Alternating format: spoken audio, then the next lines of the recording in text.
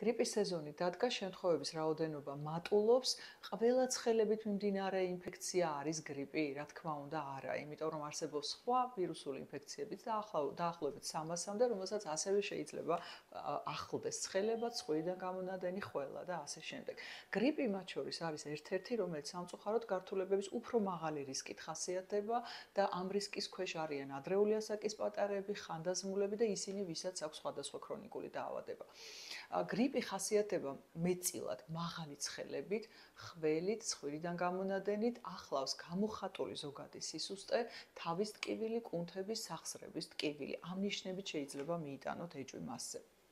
რა არის გრიპის მართვის ყველაზე საჭირო რა უნდა გვახსოვდეს? პირველი ის, რომ ბავშვს უნდა მისცეთ გაზრდილი რაოდენობით თბილი სითხეები და ასევე მისცეთ სიცხის მართვისათვის მედიკამენტები. ეს არის ორი ჯგუფი, პარაცეტამოლის შემცველი მედიკამენტები და ასევე იბუპროფენი. გააგრილეთ პატარა აუცილებლად. არის თუ არა საჭირო გადაიყვანოთ ის მაშინვე სტაციონარში, როგორც კი მას სიცხე აქვს? არა, მისი რეგულირება შეგიძლიათ სწორედ ამ მეთოდებით.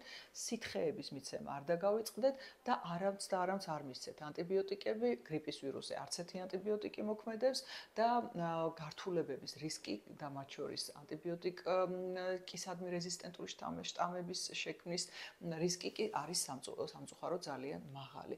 თუ გამოხატული არის ძლიერი ღებინება, რომელიც გამოიხატება ყველა საკვების მიცემის ან სითხის მიცემის შემდეგ, გამოხატულია ძლიერი ძილიანობა, გულყრა, ასევე არ იღებს საკვებს და სითხეებს, არის სუნთქვის გახშირება, გაძნელება და ზოგადი მდგომარეობის გაუარესება, ან არის ძლიერი შეუპოვარი ცხელება, რომელსაც მედიკამენტურად სახლის პირობებში ვერ აკონტროლებთ, ასეთ შემთხვევაში, რა თქმა უნდა, ბავშვი უნდა გადაიყვანოთ სტაციონარში.